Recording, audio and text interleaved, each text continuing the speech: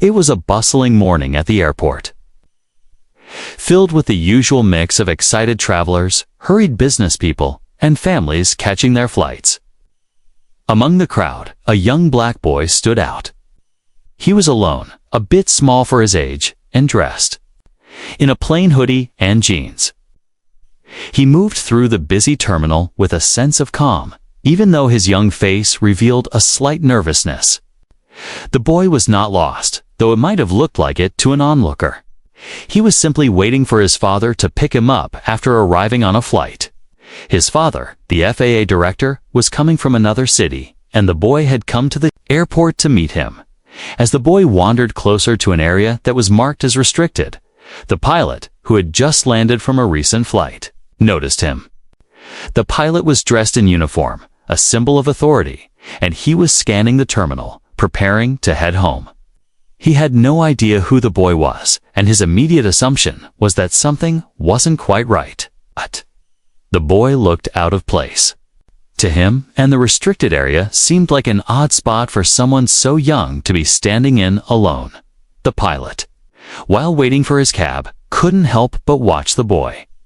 He wondered why the boy was there by himself, why he was walking so calmly in an area that seemed off limits. It only took a few moments before the pilot made up his mind. He pulled out his phone and dialed the number of the airport security office. When the call connected, he briefly explained what he had seen: a young boy, alone, in a restricted area. He wasn't sure if something was wrong, but the situation seemed odd to him. The pilot's voice was firm but cautious, trying to explain his suspicions without sounding too alarmist. After all, the last thing he wanted was to cause trouble. But something in his gut told him that something wasn't right. He hoped he was just being overcautious, but it felt better to be safe than sorry. On the other end of the line, the security officer didn't seem too concerned at first. Airports were large, busy places, and it wasn't unusual to see children wandering around, waiting for their parents or guardians. However, after hearing the pilot's description, the officer agreed to send someone to check the situation out, just in case. The pilot, now feeling slightly relieved, turned his attention away from the boy, but he kept his eyes on him in the distance. Moments later, the officer arrived, scanning the crowd for the young boy. The pilot thought for a second about what was happening. Should he stay and watch? Was it the right thing to do? Would the boy be okay? He felt a little guilty, but reassured himself that he had done the right thing. After all, what if something truly was wrong? The boy didn't notice the officer approach at first, still standing by the restricted area, quietly looking around. When the officer reached him, the officer's voice was calm but firm. "Hey there, are you lost?" The boy looked up, startled for a moment, but quickly relaxed. He shook his head. "No, I'm just waiting for my dad," he said softly, pointing towards the nearby arrival's gate. His voice, though young, was steady. The officer, surprised by the boy's response, knelt down to his level. "Okay, but this is a restricted area," the officer explained gently. "You can't stand here alone. Do you know where your parents are?" The boy, still calm, repeated that he was waiting for his father, who was on his way. The officer, unsure of what to do next, checked his watch. The boy seemed to be telling the truth, but something about the situation felt off. Was he really waiting for his father? Or had he gotten lost and didn't know what to do next? Trying to remain professional, the officer decided to ask more questions. "Can I help you find your dad?" he asked, trying to offer assistance while still being cautious. The boy nodded but seemed unfazed by the situation. He said, "My dad is the FAA Director. He's coming to pick me up." The officer's eyes widened for a moment. FAA Director. He wasn't sure if the boy was telling the truth, but the name was significant, and something about it made the officer pause. Maybe the boy wasn't in any trouble at all, and this was just a case of miscommunication. The officer had been cautious, but now his suspicion began to wane. Still unsure, the officer pulled out his phone. He wasn't entirely convinced by the boy's story, so he decided to double-check the information. As the officer stepped aside to make the call, the pilot who had originally called in the report watched from a distance, unaware of the shift in the situation. He couldn't see the boy's face anymore, but his heart still pounded in his chest. Would the officer come back with answers? It was clear that this situation was turning into something more complicated than anyone had expected. As a simple check had evolved into a series of questions, assumptions, and concerns that might end in an entirely different way than the pilot had anticipated. It was only the beginning of an event that would challenge everyone's assumptions and, most importantly, their biases at this point. No one could have predicted how everything would unfold. The officer, still unsure whether the boy's story was true, dialed the number for airport security, requesting them to confirm the boy's claim. Meanwhile, the boy continued to stand quietly, his posture calm and composed, though there was a flicker of nervousness in his eyes. He was clearly used to the uncertainty of such encounters. But this time, there was something different in the air. The officer was now walking a fine line, trying to balance his duty to investigate while not making the child feel like he was in trouble. But even as the officer dialed, the boy stood perfectly still, as if he had been in this situation before. The officer couldn't shake the feeling that there was more to this situation than met the eye. But the boy's steady demeanor made it hard to see him as a threat. "Can you give me your father's full name?" the officer asked, hoping that more details would help clarify things. The boy hesitated for a moment, then answered, "His name is father's name. He's the FAA Director." The officer's mind raced as he processed the words, "the FAA Director." That didn't seem to match the boy's appearance, nor did it make sense with the situation. Still, he couldn't afford to dismiss it entirely. As the officer waited for confirmation, his thoughts kept drifting back to the pilot, who had reported the child's presence in the restricted area. Was this simply a case of a young boy lost in a busy airport, or was there something more? The officer wasn't sure, but he felt the pressure of the moment. It wasn't every day that an FAA director's child was found alone in such a place. The more he thought about it, the more uneasy he became about making any wrong assumptions. Meanwhile, the boy had moved a little, shifting his weight from one foot to the other. There was something in his eyes, a quiet confidence that suggested he knew exactly how to handle these situations. He had been here before, waiting for his father, dealing with suspicion, and had learned how to respond without raising alarm. But even as he stood there, alone in a bustling airport, the officer couldn't help but wonder what it must have felt like for the boy. The minutes felt like hours as the officer stood silently, waiting for the phone call to be answered. The noise of the airport, once muffled in his mind, suddenly felt overwhelming. The boy remained still, not looking around, but focused intently on the officer in front of him, as if he could sense the officer's thoughts.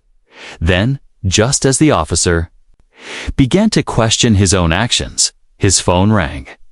The call came through from airport security, confirming the boy's claim. His father, indeed, was the FAA director, and he had been expected at the airport at that very moment. The officer's heart sank. He had acted based on his own judgment and had failed to consider all the facts before making the call. The boy's calm and composed nature suddenly made perfect sense. The officer, now feeling a mix of relief and embarrassment, turned toward the boy. "I apologize for the confusion," he said, his voice softening. "Your father is on his way, and it looks like everything's fine." The boy, still calm, simply nodded. He hadn't shown any sign of irritation or discomfort during the entire interaction. It was as if he understood that sometimes people made mistakes, but that didn't mean they should be held accountable for every misunderstanding. The officer could see that the boy had an emotional maturity that far exceeded his age. As the officer stepped back, the boy's father appeared at the entrance, walking toward them with purpose. Dressed in a sharp suit and carrying an air of authority, the FAA director approached, noticing the officer first. The officer, now visibly relieved but still slightly embarrassed, nodded respectfully. "Sir, your son was just waiting here. We had some confusion, but everything is sorted out now." The FAA director glanced at his son and smiled, his eyes warm but clearly trying to suppress a hint of frustration. He didn't say anything at first, simply pulling his son into a brief, quiet embrace. The officer watched from a distance, feeling like an outsider to a moment he couldn't fully understand. Then the FAA director turned back to the officer. "I appreciate you handling this with caution," he said, his voice steady. But there was an edge to it now, one that suggested this kind of thing had happened before. The officer, still standing awkwardly, nodded. "Thank you, sir. It was just a misunderstanding." But as the boy and his father walked away, the officer couldn't shake the feeling that this was more than just a case of mistaken identity. The experience had left him with lingering doubts about his own assumptions. And he couldn't help but wonder how many times in his life he had made judgments based solely on appearance. The scene, which had started as a simple check, had unraveled in a way no one could have predicted. The officer had acted with what he thought was caution, but in the end, it was his own biases that had clouded his judgment. The boy, on the other hand, had handled the entire situation with grace and composure, teaching the officer a valuable lesson about assumptions, race, and power. The officer, now holding the phone to his ear, could feel the weight of the moment pressing down on him. His heart was racing as he waited for airport security to confirm the boy's story. In the quiet space between the ringing tones, he found himself reflecting on the situation. A young child, alone in a busy terminal, standing by a restricted area seemed like an odd occurrence. But now, with the boy's calm demeanor and his insistence on waiting for his father, doubt began to settle in. Maybe this wasn't what it appeared to be. While the officer was lost in thought, the boy continued to stand still, his eyes quietly observing the officer's every move. There was something almost knowing about the boy's gaze. Something that seemed to say he had dealt with these situations before. The officer didn't know whether to feel sorry for the child or ashamed of himself. It was as though the boy understood that his innocence was being questioned simply because of his appearance. The ringing stopped. The officer's attention snapped back as a voice from airport security came through the line. "We've confirmed it," the voice said. "The boy's father is indeed the FAA director. His flight was just delayed, and he's on his way." The officer blinked in disbelief. FAA Director. He couldn't have been more surprised. How had the boy, so unassuming and calm, turned out to be the son of someone so powerful? And why had he, the officer, allowed his assumptions to cloud his judgment? The reality of the situation was sinking in. He had misjudged the boy entirely.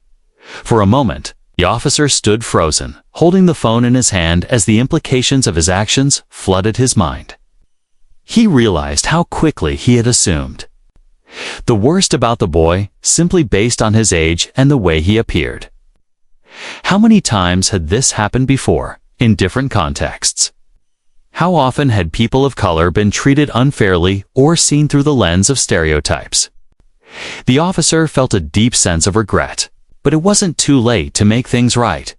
As the boy waited patiently, seemingly unaware of the internal struggle the officer was going through, the officer began to speak. "I'm sorry," he said. Quietly, his voice thick with the weight of his realization. "I should have trusted you. I didn't know who you were." The boy, still standing with an air of quiet dignity, nodded, as if he had expected the officer's apology but wasn't going to make a big deal out of it. His response was nothing more than a small, understanding smile. In the distance, the officer noticed the father approaching. The FAA director, dressed in a sharp suit, walked with authority, but had a calming presence. The officer, still feeling the sting of his mistake, stepped aside as the father reached them. The boy looked up, his face lighting up in recognition as he ran towards his father, a sense of relief and familiarity washing over him. Without saying a word, the father embraced the boy warmly, as though the tension of the past few minutes had evaporated in an instant.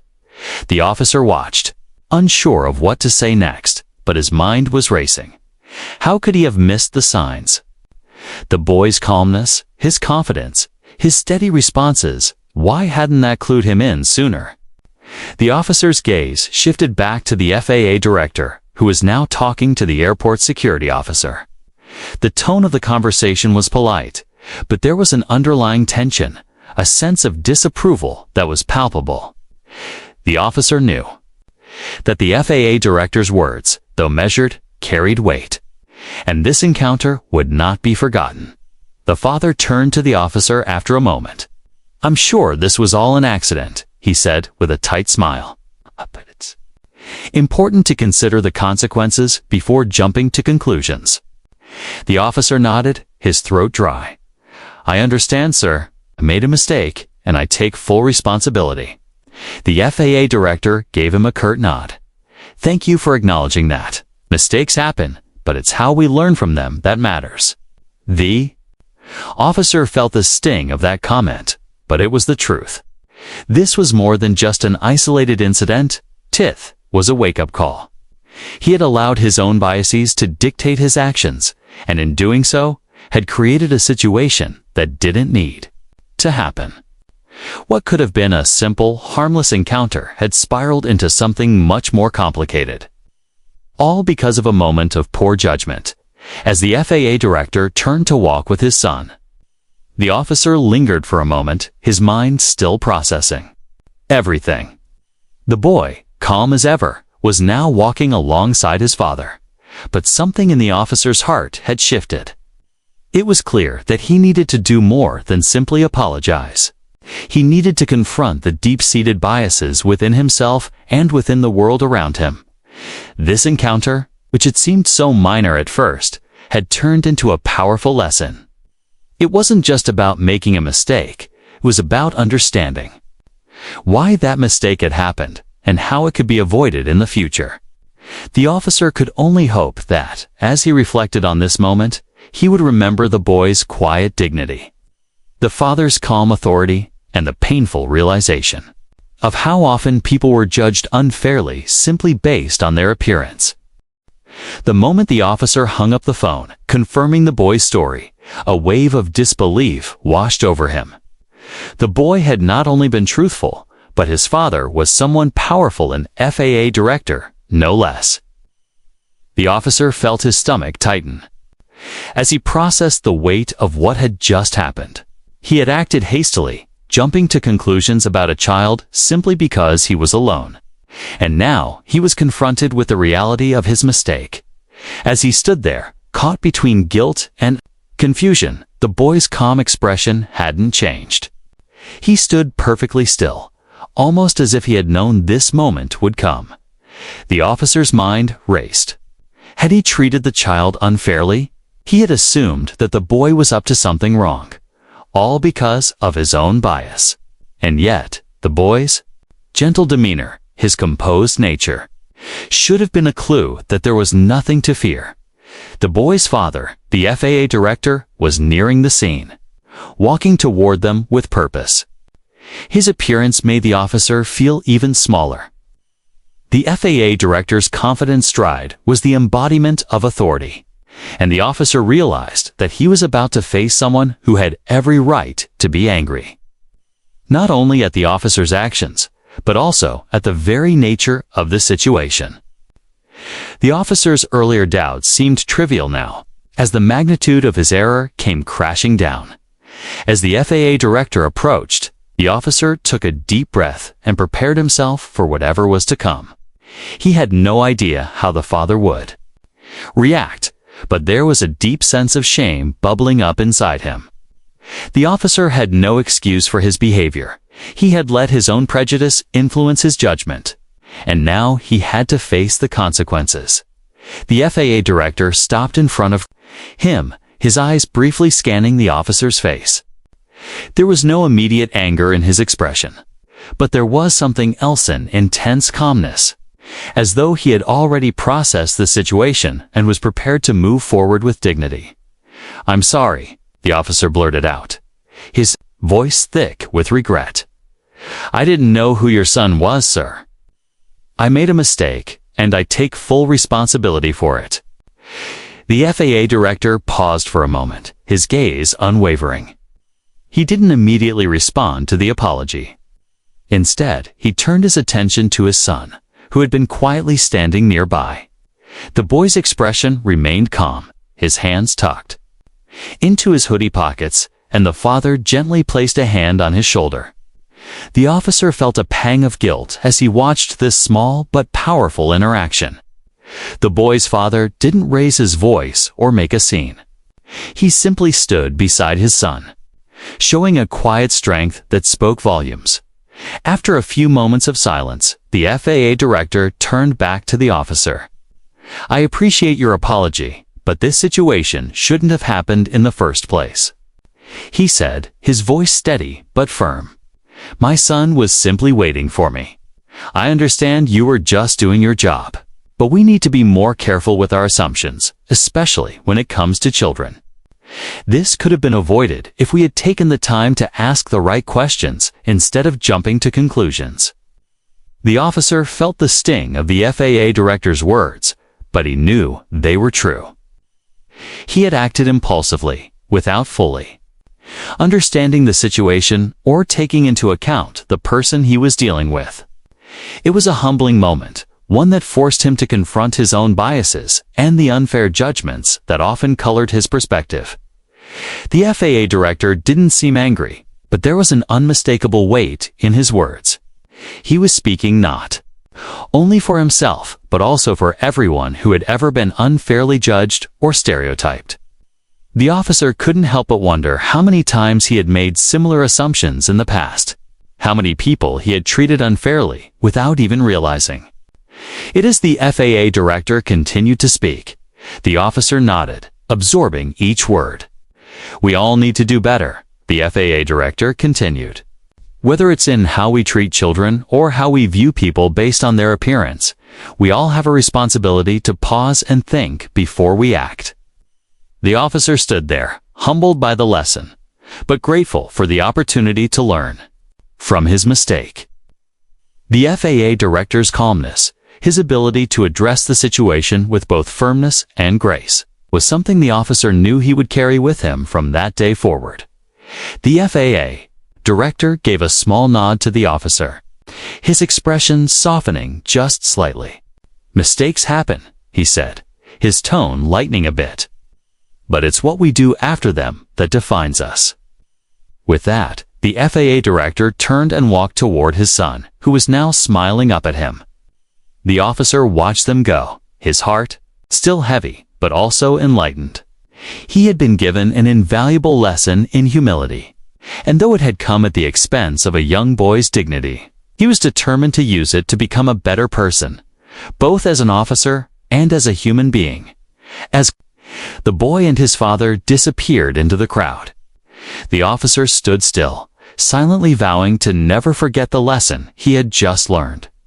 The situation wasn't just about a mistake, was about the deeper, more systemic issues that shaped the way people viewed one another. It was about prejudice, race, and the consequences of assumptions, and it was a lesson that would stay with him for the rest of his life. Asterisk as the FAA director and his son walked away. The officer stood, rooted to the spot, still processing the weight of the conversation he had just experienced. The words of the FAA director echoed in his mind. "We all need to do better." The officer, though relieved that the situation had not escalated further, couldn't shake the deep discomfort in his chest. The reality of his actions was beginning to settle in like a heavy fog. He had acted impulsively, assuming something was wrong based on nothing but appearances. It wasn't just a mistake, it was a glaring reminder of how easy it was to fall into the trap of unconscious bias. The officer's heart sank as he watched the FAA director and his son disappear into the crowd. He had been so quick to make a judgment about a young boy simply because he had appeared out of place, unaware that this child was waiting for his father. Someone with more authority in the aviation industry than the officer could have ever imagined. How many others, he wondered, had been judged unfairly in similar situations, their stories silenced by a world that so often took assumptions at face value. The pilot who had first called the police on the boy was still standing off to the side, looking uncomfortable but not saying a word. The officer glanced at him and sighed. They both stood in silence for a moment, neither knowing what to say. The tension in the air was palpable. There was a shared understanding, now both of them had been part of something bigger than just an airport misunderstanding. This was a reminder that every decision, every judgment, carried weight. The officer turned to face the pilot, trying to find the right words to break the silence. "I shouldn't have called you," he said quietly, his voice tinged with regret. "I should have waited longer, asked more questions, and not jumped to conclusions so quickly." The pilot nodded, his expression equally somber. "Yeah," he replied, his voice low. "I shouldn't have reacted the way I did either. We both made the wrong call." Neither of them spoke for a few moments, the realization that they had been complicit in an injustice hanging between them. The officer felt the sting of his own failure, but the pilot's expression reflected something deeper, something that suggested he was also struggling with the weight of his actions. They both knew, in that silent exchange, that this wasn't just about a single mistake. It was about a cycle of assumptions that had been perpetuated for far too long. The officer's thoughts drifted back to the boy, to the quiet dignity with which he had handled the entire situation. The boy hadn't fought back or protested. Instead, he had been calm, almost as though he had anticipated the unfairness of the moment, as though he had been here before. But the officer wondered, had this been the boy's first time encountering prejudice? Or was this something he had lived with for years? Had the FAA director, too, experienced moments like this? The officer didn't know, but he realized he might never fully understand the weight of living in a world where people were judged by the color of their skin or their place in society. As the officer continued to stand there, his mind racing with thoughts of what had just transpired, the pilot took a step closer. "Do you think he'll say anything about this?" the pilot asked, breaking the silence. The officer shook his head. "I don't know. He doesn't need to say anything. The damage is done." He paused, his gaze focused on the spot where the boy and his father had walked away. But maybe that's the point. The problem isn't that we make mistakes. It's that we don't always acknowledge them. We just move on, hoping that nobody notices. Maybe this is our chance to fix it, not just with him, but with ourselves. The pilot didn't respond right away, but the officer could see something shifting in his eyes. There was a quiet understanding now between them, a mutual recognition of the failure they had both been part of, and the understanding that their actions could, in the end, have consequences far beyond their immediate surroundings. As the officer turned to leave, he knew that he couldn't just go back to his regular routine, pretending like everything had gone back to normal. He had to do something. It wasn't enough to just apologize or move on. This was about examining why he had acted the way he had, about understanding the unconscious biases that influenced his decisions. It wasn't just about this one boy. This one incident, it was about the bigger picture. The officer couldn't erase what had happened, but he could choose to learn from it. He could choose to make a change within himself to break the cycle of judgment and assumptions that had led to the call in the first place. It was a moment of reckoning, a turning point that forced him to confront not only his own actions, but the larger, systemic issues that allowed them to happen in the first place. With that thought in mind, the officer walked away, knowing that the path ahead wouldn't be easy, but it was one that had to be taken. The FAA director and his son had gone, But the lesson they had unintentionally taught him would stay with him forever. It wasn't just about correcting a single mistake. It was about making sure that this kind of thing never happened again. And it all started with acknowledging the truth. Asterisk as the officer walked away from the scene. Still carrying the weight of his realization, the events began to ripple outward, gaining momentum in ways he hadn't anticipated. The FAA Director's son, though not directly involved in the fallout of the situation, had unknowingly become the catalyst for a much larger conversation. What had seemed like a minor misunderstanding at the time is now rapidly gaining attention by the time the officer made his way back to the station. Word of the incident had already spread among the airport staff and even beyond, reaching social media platforms. Someone had captured a brief video of the police officer interacting with the boy, a snapshot of the moment that was both innocuous and telling. The video wasn't sensational, but it was enough to spark a growing conversation about the situation. Discussion that was about to take on a life of its own. The officer checked his phone, the notifications piling up in rapid succession. The words racial profiling, unconscious bias, and discrimination began to pop up in various posts and comments. What had started as an innocent, albeit misguided, action had turned into a flashpoint for deeper issues. Within hours, the video was making its way across different news platforms, shared with captions and tags that heightened the gravity of what had transpired. People were talking about the assumptions we make based on appearance, about racial profiling in everyday situations, and about the ways biases can shape how we treat one another. The officer felt his stomach churn as he scrolled through the threads. Some comments were sympathetic, recognizing that mistakes were made, but acknowledging that they came from a place of institutionalized misunderstanding. Others, however, were more scathing. People were quick to voice their anger at the officer's decision to call the police, even before understanding the full context. The more the officer read, the more he realized how quickly the situation was spiraling. He hadn't anticipated this kind of public reaction, nor had he prepared himself for the accountability that came with it. Meanwhile, the FAA Director, though a man of considerable influence, had remained composed. In his calm way, he began to speak out about the incident, using his platform not to demand retribution, but to foster a larger discussion about the way people of color, especially young black boys, are treated in society. His statement, while measured, was unmistakably clear. This wasn't just about an isolated event.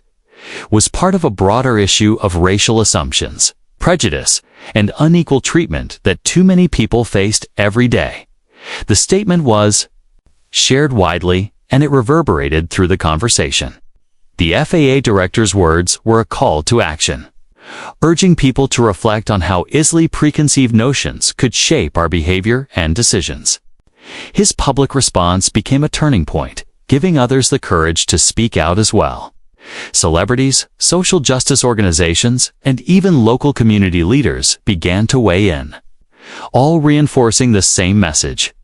This wasn't just a mistake, it was a symptom of a much larger problem. For the officer, this was a sobering reality. He hadn't expected his actions to gain this much attention, let alone to become part of a public debate about race and prejudice. He had assumed the situation would fade into obscurity after the FAA Director and his son left the airport. But instead, he found himself at the center of a conversation that demanded far more than just an apology. It required self-reflection, an acknowledgement of systemic issues, and an honest conversation about how biases manifest in our everyday actions. As the days passed, the officer found himself in an uncomfortable position. His superiors, while supportive of his efforts to address the mistake, had also been made aware of the growing public reaction. They were advising him to keep a low profile to avoid further media attention. But the officer knew he couldn't do that. This wasn't about avoiding the consequences of his actions. It was about understanding them, owning up to them, and using the moment as a chance for real change. The media storm, though difficult to face, became an unexpected opportunity for the officer. He began to realize that his mistake, though painful, could serve as a crucial learning moment, not just for him, but for others as well. He started to reach out to people who had expressed concern over the incident, including advocacy groups and individuals who had shared their own experiences of being unfairly judged or stereotyped. He read their stories, listened to their perspectives, and began to understand just how deep the roots of bias ran. While the officer was still coming to terms with his own role in the situation, the public response was pushing him to confront uncomfortable truths. The more he engaged with the conversation, the more he realized how important it was to use his position for good. His actions could either reinforce the problem or be part of the solution, and the officer, despite his initial hesitation, began to see the path forward. He didn't have all the answers, but he knew that continuing to educate himself and engage with the community was the only way to break the cycle. As the week came to a close, the officer made a public statement of his own with humility and sincerity.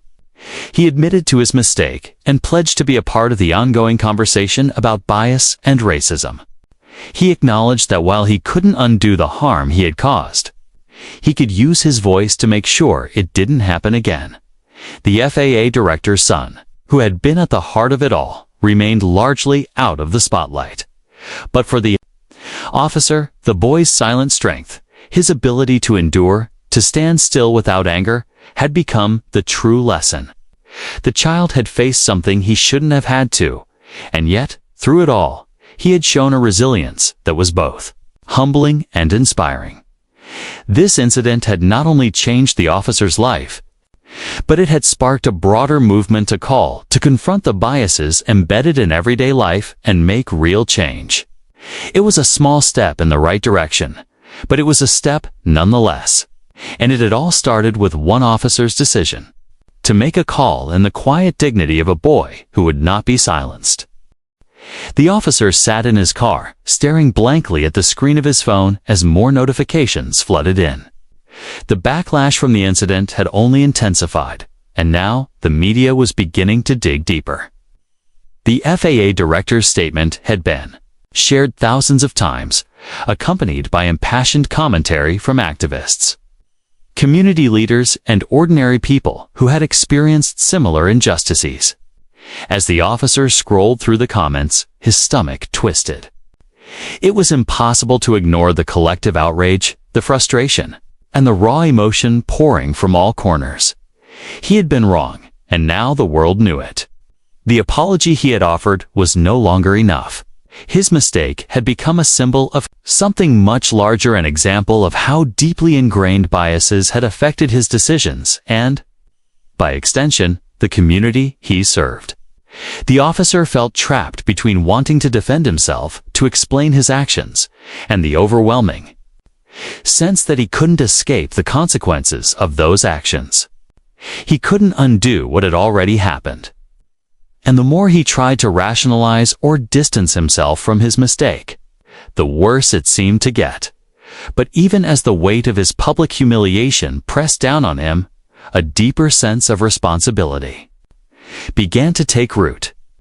His shame wasn't just about the mistake he'd made on that day in the airport. It was about everything that had led him there.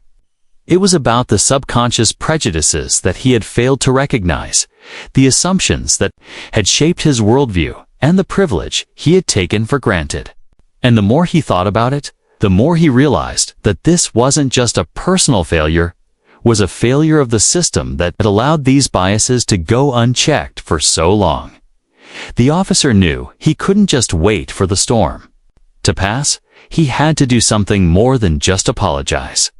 He needed to address the broader issue both within himself and within the force. This wasn't a lesson that could be learned and then forgotten. It was a lesson about the kind of person he wanted to be, the kind of officer he wanted to become. He began reaching out to colleagues, officers who had been with him for years, asking them to join him in a conversation about bias and accountability. They weren't all open to the idea. Some dismissed it as unnecessary, others as a distraction from their duties. But the officer kept pushing, unwilling to let his own mistake become something that faded away without change. Slowly, a small group of colleagues began to engage in honest discussions, uncomfortable but necessary conversations about how they were trained, about how racial bias was often overlooked or dismissed within law enforcement. The officer also sought out the help of local community leaders, reaching out to those who had been vocal in the aftermath of the incident. To his surprise, many were willing to talk. He was invited to community meetings where people shared their experiences of being unjustly treated by the police, of being judged based on appearance, of facing stereotypes every single day. For the first time in his career, the officer heard firsthand what it felt like to be the subject of someone else's assumptions. He listened to the stories of parents who had to teach their children how to navigate the world, how to behave around law enforcement so they wouldn't be seen as threats.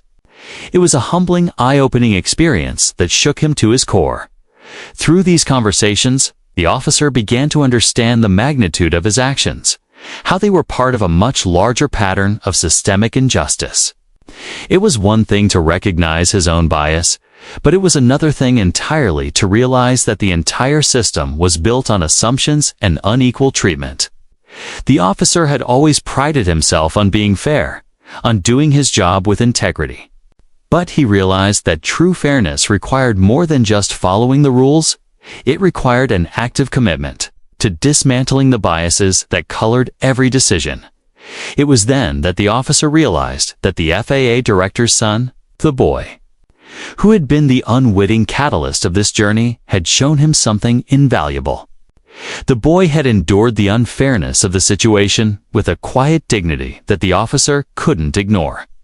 The boy had been the mirror that reflected the officer's own failings he hadn't seen before, but that he now had no choice but to confront as the officer continued to reflect on the lessons he was learning. He realized he had to take responsibility not just for his own actions, but for the broader context in which they occurred. He began to speak out publicly, acknowledging the systemic issues within law enforcement and how crucial it was to confront those issues head-on. He didn't have all the answers, and he knew the road ahead would be long and difficult. But he was determined to make a difference. He was determined to ensure that no other child would ever have to experience what the FAA Director's son had gone through that day in the coming weeks. The officer worked alongside activists, community leaders, and colleagues to implement new training programs aimed at addressing unconscious bias, racial profiling, and the broader issues of systemic racism within law enforcement. The process wasn't smooth, and there were setbacks. Some members of the force resisted the changes, reluctant to confront their own biases. But the officer knew that change couldn't happen without discomfort, and he was willing to push through it, while the officer's reputation had been tarnished. He was determined to rebuild it one step at a time through action, not just words. It wasn't about regaining public trust. It was about earning it by being a part of the solution, by holding himself and his colleagues accountable, and by striving every day to be better. The boy, the FAA Director, and the officer's own journey had become part of a much larger conversation, one that would continue long after the headlines faded. The officer knew that he had a long way to go, but he also knew this was the beginning of something powerful. The lessons he had learned from this single moment would stay with him forever, shaping not only the way he did his job, but the way he viewed the world around him.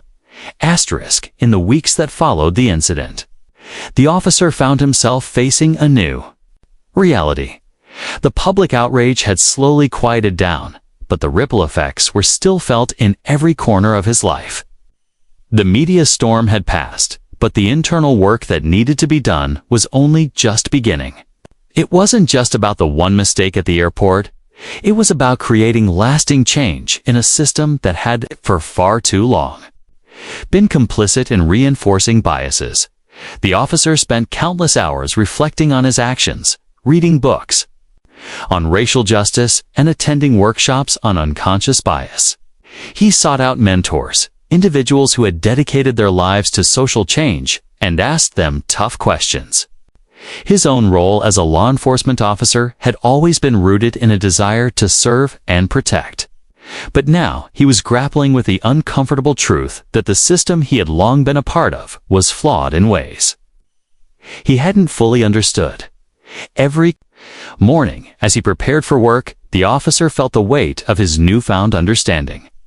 He wasn't the same person who had made that call to the police on a boy standing alone at the airport. He had changed, irrevocably. And while he couldn't undo the harm that had been done, he could use this experience to make sure it didn't happen again, not just to him, but to anyone else who might find themselves in a similar situation. The boy, the FAA Director's son, remained largely out of the media spotlight, and rightly so. He had been a catalyst for change without even realizing it. The officer thought often about him, about the quiet dignity he had shown in the face of an unjust situation. In many ways, the boy had been the one to teach him the most. His patience and composure had revealed a strength that the officer hadn't fully appreciated at the time, but now he saw it for what it was: resilience in the face of prejudice. The officer's first step toward redemption came in the form of a public letter. It wasn't an apology, because he knew that words alone would never be enough. Instead, it was a commitment, an honest pledge to address the systemic issues that had contributed to his own biased actions. He made it clear that he was taking full responsibility, not just for the incident, but for his failure to recognize how deeply ingrained those biases were in the world around him.